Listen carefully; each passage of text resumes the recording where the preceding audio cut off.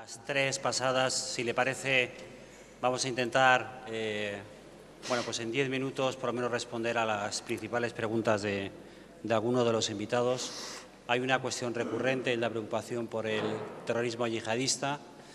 Muy recientemente se ha producido estas detenciones en Cataluña y además, ahí nos ha dejado un poco al lado esas posibles conexiones de sectores independentistas con líderes radicales islamistas.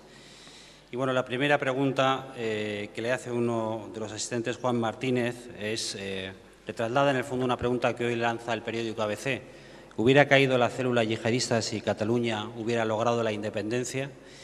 Y también le pregunta, como segunda parte, que cómo valora las críticas que ha recibido por parte del Govern, del alcalde de Barcelona, incluso de la propia Pilar Rahola, que se ha atrevido a llamarle enfermo.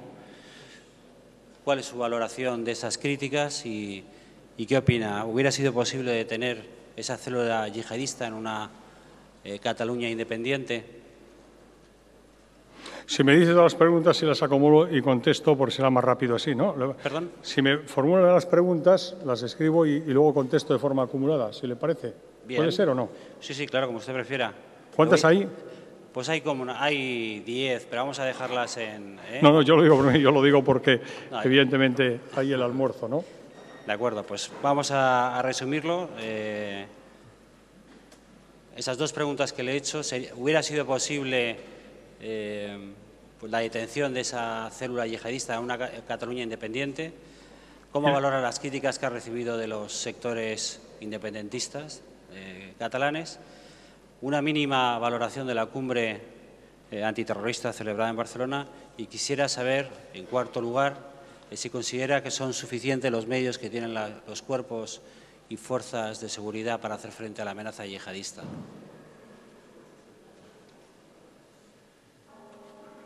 ¿Está? Vale. Respecto al tema yihadista, sí. Luego tendré alguna más. No, pues entonces más hace todas. Bueno, luego hay otro bloque de preguntas. Sí, respecto a ETA. ¿Respecto a? Respecto a ETA. Vale. Bueno, pues contesto a esto. Vamos a ver. Yo no hago política ficción y, por tanto, como no contemplo una Cataluña independiente, pues evidentemente, no solo porque hubiera caído si Cataluña fuera independiente, es que estamos hablando de una hipótesis imposible, porque evidentemente Cataluña es socia fundadora de España, conviene recordarla. Cataluña, a través de la Corona de Aragón, es socia fundadora de España. Y yo no concibo ni Cataluña sin España, ni España sin Cataluña. Y, por tanto, mi idea de España es indisoluble de mi idea de Cataluña.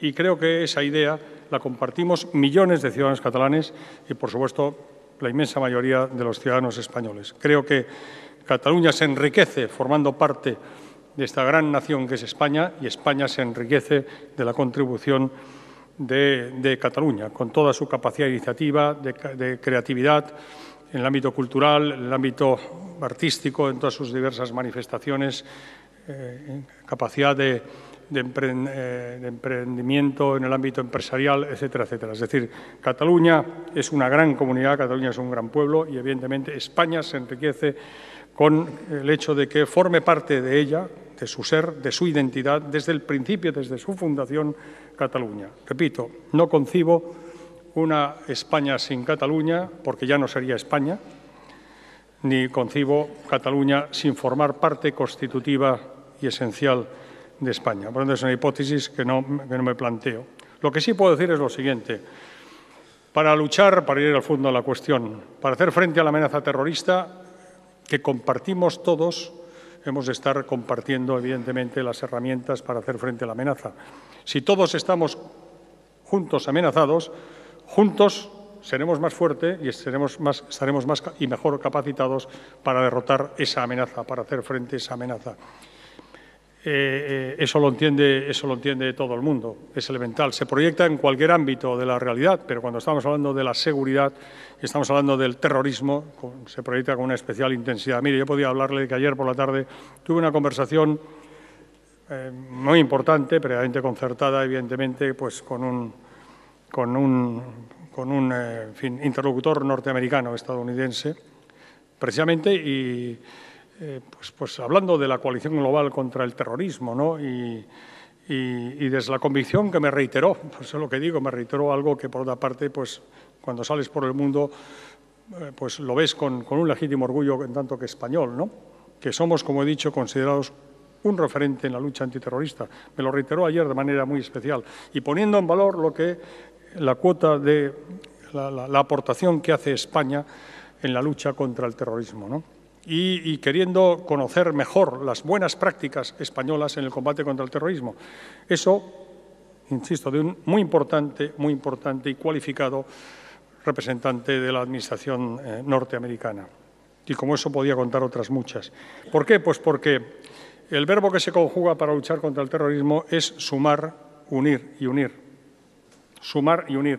Sumamos buenas prácticas, sumamos experiencias, unimos buenas prácticas, experiencias, la comunidad de inteligencia, las fuerzas de seguridad, los servicios de información de las fuerzas de seguridad, la Comisaría General de Información del Cuerpo Nacional de Policía, la Jefatura de Información de la Guardia Civil, el Centro Nacional de Inteligencia, todo lo que constituye nuestra comunidad de inteligencia está en contacto con las comunidades de inteligencia de nuestros socios, amigos y aliados. Y ese intercambio de inteligencia, de información, es extraordinariamente útil e importante para hacer frente a esa amenaza. Por tanto, es evidente que unidos somos más fuertes y si alguien pues pretende luchar contra esa amenaza aisladamente, pues no tiene nada que hacer. Y con eso le he contestado también incluso a la pregunta, entrando en la materia de la misma.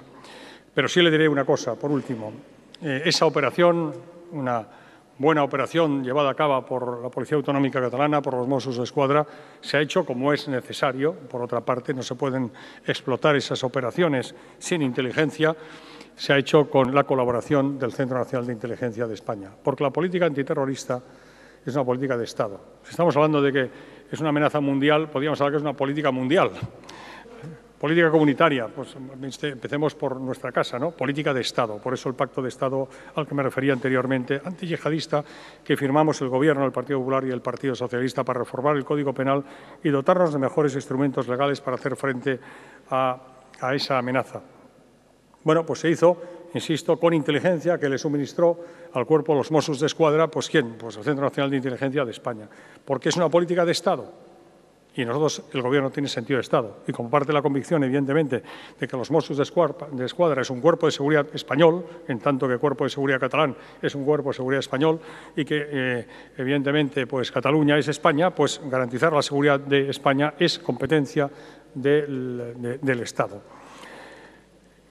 Le quiero recordar al respecto lo siguiente. En lo que llevamos de año, en España se lo he dicho antes, se han desarrollado, se han explotado, como se habla en la terminología policial y en la lucha antiterrorista, se han explotado 11 operaciones. De esas 11, 5 han sido en Cataluña.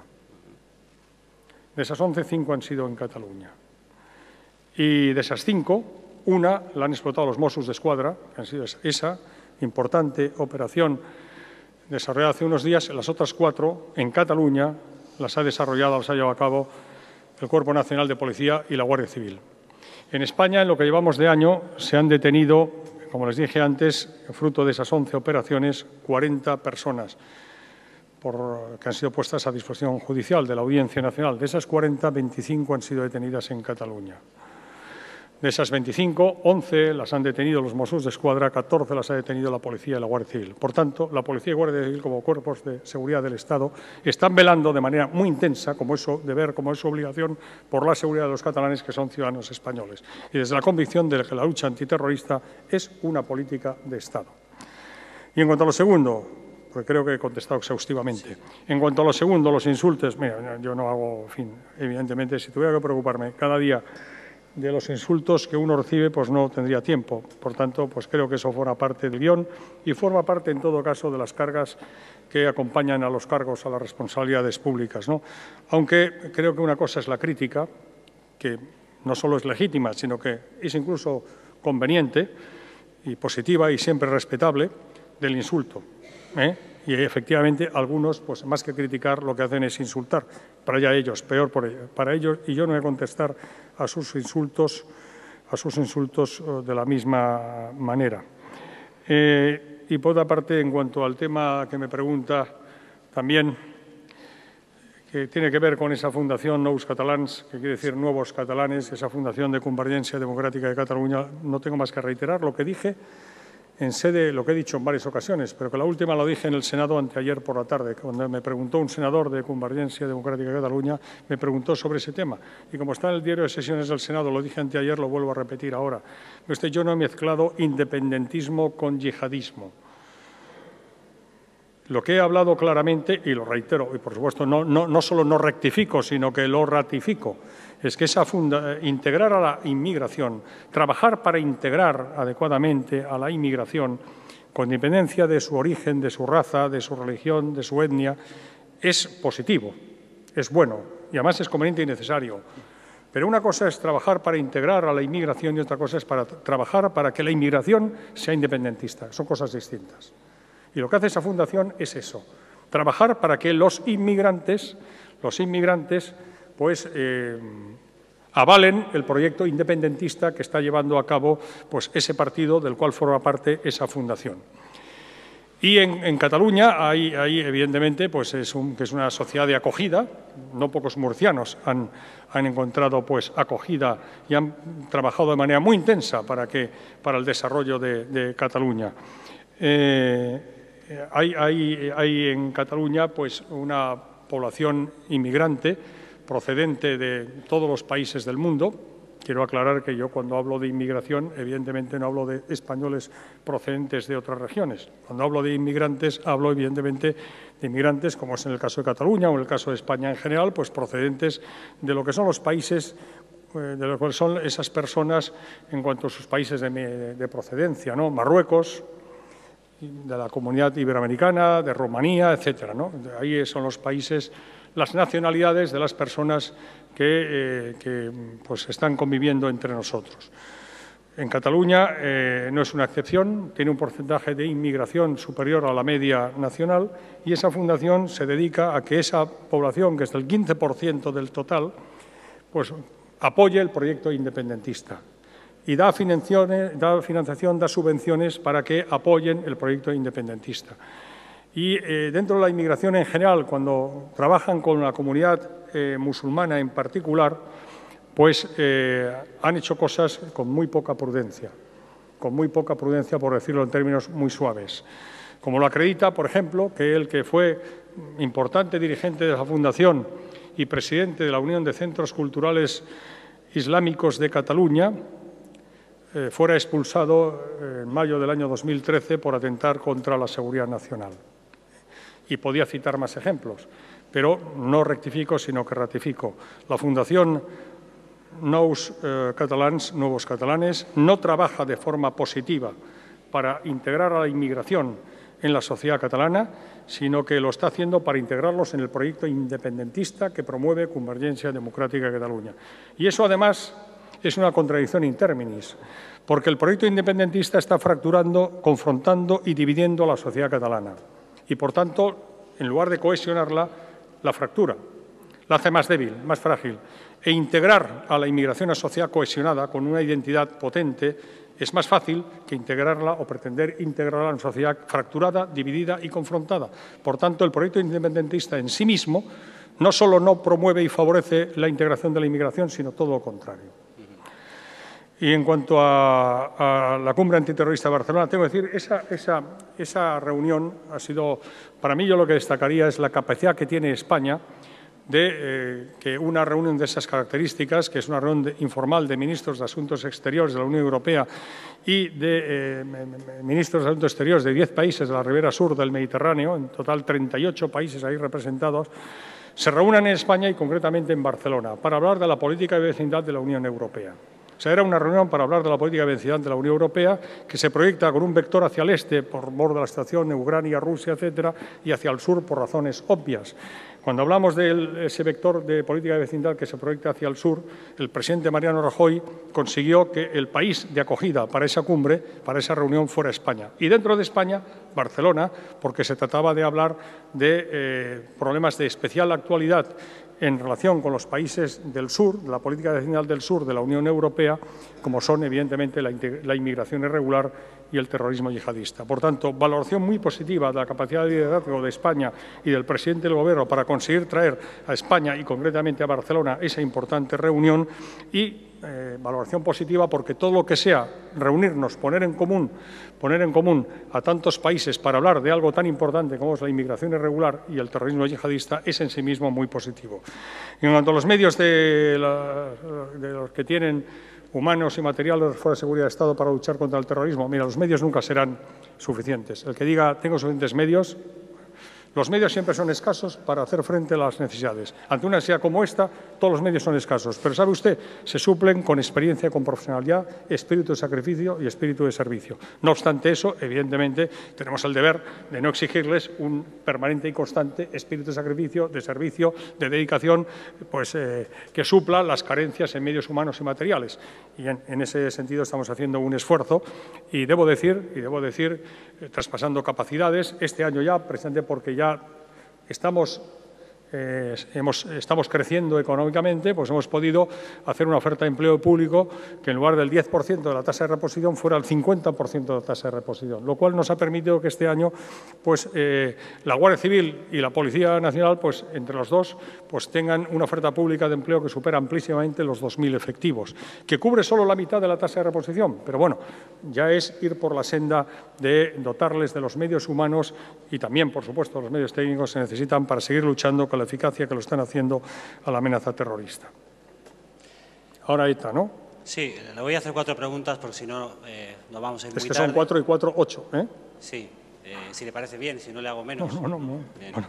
Pues 2 preguntas que le hacen los asistentes sobre ETA. Una, le preguntan si cree que es posible que se alcance un acuerdo, como ha sucedido en el Parlamento navarro, para declarar los asesinatos de ETA como un crimen contra la humanidad, como un genocidio.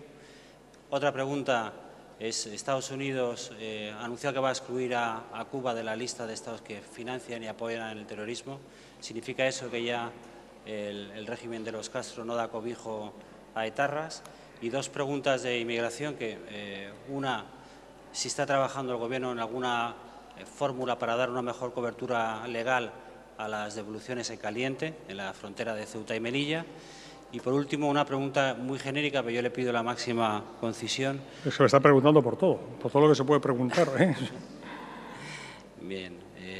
Si cree que es posible conjugar seguridad, derechos humanos y presión migratoria, buscar una solución al grave problema que está sufriendo toda Europa. Y con eso, ministro, acabamos.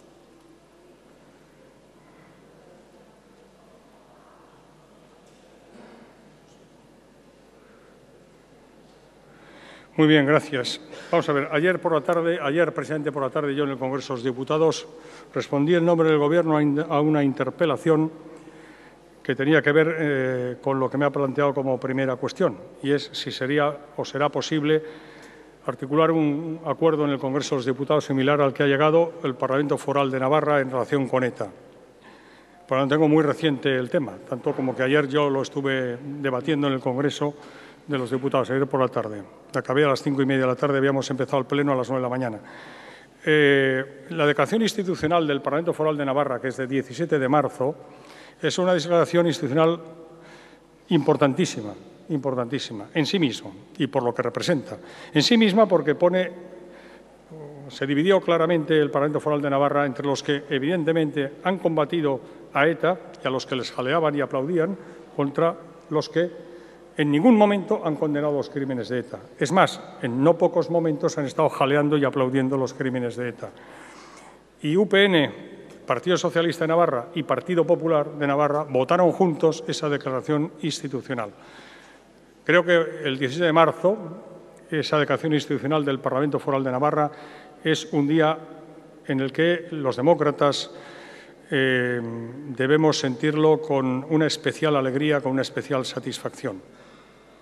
Y, desde luego, los que apoyan o han apoyado a ETA, pues es para ellos un día negro. Y yo me alegro, porque, evidentemente, que los que no condenan los crímenes no estén contentos, creo que es bueno. Bueno, ayer tuvimos esa interpelación. Yo creo que ese acuerdo en el Parlamento Foral de Navarra fue posible, entre otras cosas, porque se alejó de toda connotación partidista o electoralista. Ha trabajado muy intensamente en la línea que usted dice la Fundación Dignidad y Justicia, y particularmente su presidente, Daniel Portero, víctima del terrorismo, hijo del fiscal Portero de Andalucía, asesinado por ETA, que ha trabajado muy bien en la vertiente jurídica y también ha colaborado muy intensamente en la vertiente política. Eso tiene dos vertientes, la jurídica y la política. Tengo que decir que esto está judicializado. La vertiente jurídica lo lleva el Juzgado Central de Instrucción número 3 de la Audiencia Nacional. Y nosotros, desde el Ministerio del Interior, estamos colaborando al fin que usted dice, en la medida en que tanto la Guardia Civil como la Policía Nacional le han enviado informes al Juzgado Central de Instrucción número 3 de la Audiencia Nacional muy contundentes y muy potentes para que se pueda conseguir, en su caso por vía judicial, en la declaración de esos delitos como delitos o crímenes de lesa humanidad, de tal manera que no prescriban nunca. Y de tal suerte que los delitos que todavía no han sido esclarecidos no prescriban con el transcurso del tiempo. Insisto, desde el Ministerio del Interior hemos hecho ese trabajo y particularmente la Policía y la Guardia Civil, que, repito, ha presentado los informes que le solicitó la Audiencia Nacional para fundamentar, en su caso, esa decisión jurídica. Luego está el ámbito político. En el ámbito político, la manifestación de voluntad política del Parlamento Foral de Navarra es muy importante, pero cuando acabe con una manifestación de voluntad política en forma de un acuerdo del Congreso de los Diputados, donde radica la soberanía nacional y donde está representado el pueblo español, políticamente el mensaje sería muy potente. Bueno, y en eso estamos trabajando. Yo ayer tengo ya conversaciones del Ministerio del Interior con el Partido Socialista, el Grupo Parlamentario Popular, el Grupo Parlamentario Socialista y otros grupos parlamentarios para intentar articular en las próximas fechas, a ser posible, un acuerdo que nos permita efectivamente avanzar en la misma línea que el Parlamento Foral de Navarra, que es la línea correcta que todos deseamos, conseguir contribuir a que los crímenes de ETA no queden impunes, que se establezca y que prevalezca el relato de la verdad histórica y que el terrorismo ocupe su lugar en la historia y que las víctimas ocupen su lugar en la historia también, garantizando la memoria de las mismas, su dignidad, que se les hace justicia y que ante todo y sobre todo prevalezca la verdad. En cuanto a ETA y Cuba, pues efectivamente, yo no quiero más que decir que el Ministerio de Asuntos Exteriores español, el ministro Margallo, y nosotros evidentemente estamos colaborando con él, con el Ministerio de Exteriores y con el ministro Margallo, pues lleva conversaciones desde hace tiempo sobre esta materia, con las partes, con los países, en particular, pues le puedo decir, con Estados Unidos, con Cuba, también con la Santa Sede, para conseguir que una declaración de estas características pues, se pueda formalizar. Yo creo que el que no haya países, hago abstracción ahora de Cuba, el que no haya países que den acogida o cobijo a terroristas es bueno en sí mismo. Y, por tanto, yo siempre que haya base fundamentada como para que un país deje de estar en la lista de los países que dan acogida o protección a terroristas, creo que es una buena noticia. Y en la medida en que eso sea así, yo me alegraré y me alegro. Bueno, usted ha hablado de devoluciones en caliente, yo niego la mayor. Usted lo califica, el hecho es el hecho, y usted lo califica de devolución en caliente, yo califico de rechazo en frontera. Son maneras distintas de definir una misma realidad. Yo creo que Ceuta y Melilla conviene tener claro que son frontera exterior de España y, por lo mismo, frontera exterior de la Unión Europea. Es más, es la única frontera exterior que tiene la Unión Europea en África. Y, además, es espacio Schengen.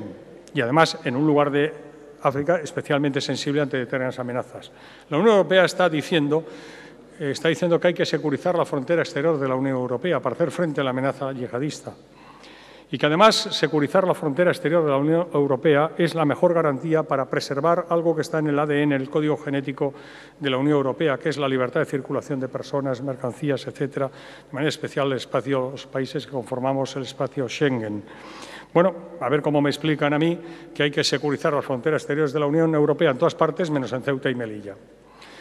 En segundo lugar, tengo que decir que la frontera delimita el territorio y el territorio delimita algo que va íntimamente unido a la noción de soberanía. Por tanto, España tiene el derecho inalienable a defender sus fronteras, a defender la soberanía sobre su territorio. Antes hablaba de Cataluña, ahora hablo de Ceuta y Melilla. Ceuta y Melilla son España. Por tanto, Ceuta y Melilla son territorio nacional y, evidentemente, tenemos el deber y el derecho, al que no vamos a renunciar en ningún caso y en ningún momento, lo diga quien lo diga, de defender nuestras fronteras frente a intentos de entrada ilegal y masiva en nuestro territorio. Quiero que, porque sé de lo que estamos hablando, perfectamente. El lunes y martes voy a estar en Ceuta y Melilla, Dios mediante, con el comisario de Inmigración y Interior de la Unión Europea, el griego Dimitris Avramopoulos. Y recientemente, el pasado día 16, tuve ocasión de inaugurar las oficinas donde se materializan las peticiones de asilo y protección internacional en las fronteras de Beniensar en Ceuta y del Tarajal en Ceuta y Beniensar en Melilla. Y le digo que esas personas que intentan entrar ilegalmente en España a través de los perímetros fronterizos de Ceuta y Melilla son personas que huyen de sus países de origen fundamentalmente por razones económicas, lo cual es una tragedia humanitaria. Pero quiero que quede claro, por eso lo enfatizo, que es una tragedia humanitaria, porque quiero que quede claro que querer entrar ilegalmente en un país por razones económicas no da derecho a pedir asilo o protección internacional. Son cosas distintas. Uno es un drama humanitario, ciertamente, pero eso no da derecho a pedir asilo o protección internacional. Y, de hecho, pues son ínfimas, por no decir casi nulas, las peticiones de asilo o protección internacional que se solicitan en los CETIs de Ceuta y Melilla. Repito, porque esas personas huyen o salen de sus países y es un fenómeno, repito, dramático desde el punto de vista humanitario, porque no tienen en sus países de origen esperanza de desarrollar un proyecto personal, familiar, profesional, y vienen a España, que es Europa, pues a Ceuta y Melilla, que son España, que es Europa, para intentar encontrar aquí esas posibilidades de desarrollo que no encontraron en sus países de origen. Pero, repito, una cosa es la inmigración de carácter económica y otra cosa es las personas que huyen, como podría ser el caso de los sirios, por ejemplo, y otros, que huyen de los países de procedencia por conflictos internacionales o porque están perseguidos por determinadas circunstancias políticas, por razón de sexo, etcétera, etcétera. Esos sí que tienen derecho, teóricamente, potencialmente, a pedir asilo o protección internacional. Y, de hecho, pues tenemos no pocas, y están creciendo exponencialmente, las peticiones de asilo en Melilla, en particular, de ciudadanos sirios, por ejemplo, ¿no? ¿Le hemos dado respuesta? Sí, le hemos dado respuesta, como sabe usted perfectamente, y ya ha entrado en vigor, además. En la Ley Orgánica de Protección de Seguridad Ciudadana hemos incorporado una disposición adicional 10ª a la Ley Orgánica de Extranjería, que es del año 2000, que regula los derechos y deberes de los inmigrantes, de los extranjeros en España y su integración social, que es así como se llama la ley, para dar, sin ningún resquicio de duda, para que nadie lo pueda cuestionar, a ese concepto operativo de rechazo en frontera que la Guardia Civil viene desarrollando ininterrumpidamente desde hace muchos años en los perímetros fronterizos de Ceuta y de Melilla.